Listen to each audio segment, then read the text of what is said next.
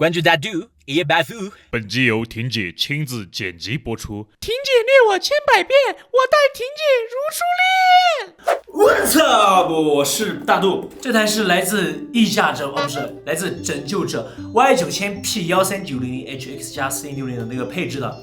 然后呢，我是直接一步到位了啊！我买的是32G 加上2TB 的硬盘的那个定制款，总的下来是10898的样子。然后呢，它的如果不定制的话是9999啊，这个价格，满分5分，打吧。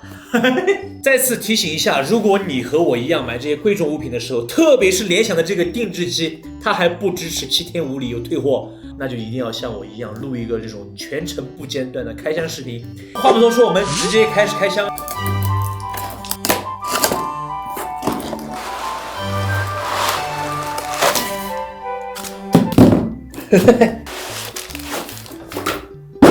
好的，适配器整体是1.15千克，联想的适配器啊！我有多喜欢这台幻16，你们看了我的视频的人应该也都知道啊。但是为什么我最后还是决定把主力机给换到拯救者呢？还是有几个原因的哈。第一个原因就是这个是13900H， 这个是13900HX， 它们的 CPU 性能相差了46%。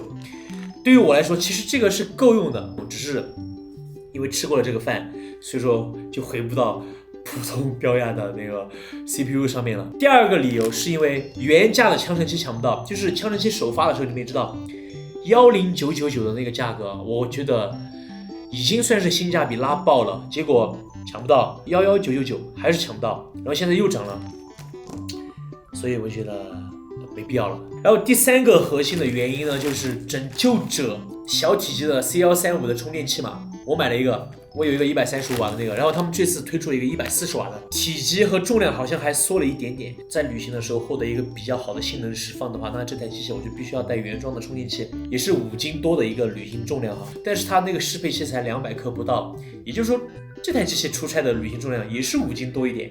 代表我的错，分手不是唯一的结果。来吧，这个新模具的 logo 你们打分吧。左下角的这个 Lenovo 的 logo 我觉得没必要留，懂吧？这样更简洁一点。第二，我觉得这个 logo 嘛，确实有一点点像那个，所以我觉得把这个 logo 尺寸再做小一点点的话，整机会更好看一点。机器的右侧一个 A 口，一个耳机耳麦口，还有一个那个摄像头的开关。左侧一个 A 口，一个 C 口，然后机器的背面。电源接口 A 口 HDMI 口 Type C 接口网线接口，这个机器的接口就是目前为止最好的一个。我的极限工况是这样子的，就是左边的这个 A 口插一个那个键盘， C 口插一个移动硬盘，然后后面的这个 C 口插显示器，然后这边就可以插鼠标，然后这边我就可以插我的相机，懂吧？我的相机推流的时候也需要插线的，所以说呢，这个接口对于我来说是真的很够用了。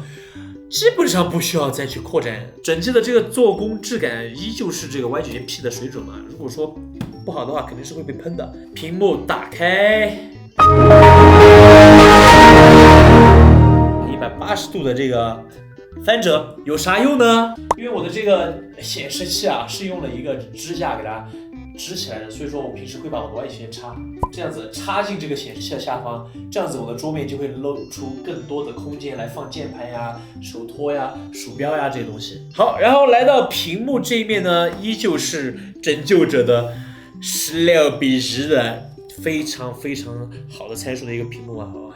我打在上面啊，就不多说了。上巴部分依旧是保持这个非常非常丑的上刘海啊，我碰到一次我就要吐槽一次。它的键盘面和 C 面的整体的这个颜色是非常统一的。好像触摸板我摸一下，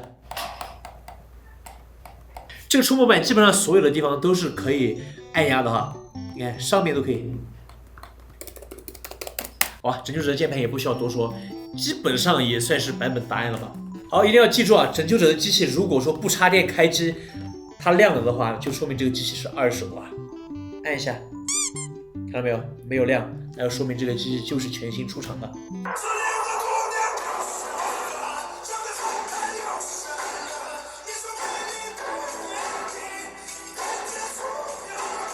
这个外放满分5分的话，你们打几分呢？Master True 啊，鲁大师的跑分出来了，我们看一下，188 8万分 ，CPU 95万8千分，显卡39万6千分，29万7千分，硬盘23万2千分，直接起飞啊！我操，真的起飞了！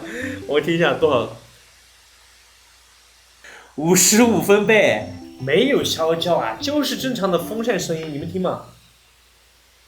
经过了一番调教以后，这个分数确实有所增长啊，从刚才的188万变成现在的194万分。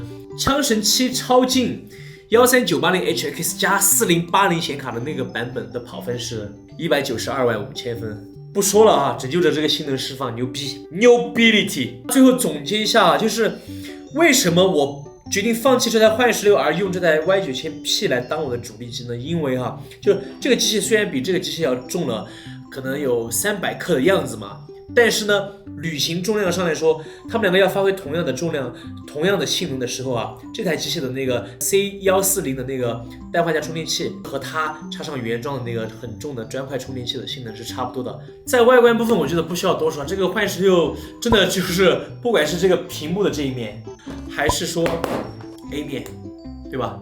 甚至是背后啊，我觉得幻16都要好看一点。而且幻16这个机器，你们看，要比 Y9000P 其实怎么说，它的尺寸看到没有？它还要少一个屁股，还要再小一点。整体的尺寸上来说 ，Y9000P 肯定是要更大一点的，幻16要小一点，然后要轻300克。好，然后这就是今天对这个 Y9000P 的一个开箱啊。那么如果你们想看我对这台机器做一个完整的评测视频的话，请记得一定要关注我的这个账号，然后我会做一些和幻16的对比和 Y9000X的对比哈。如果你们想看更多好玩好笑的骚气的科技数码视频，请一定记得要关注到的一夜暴富，好吧？Peace。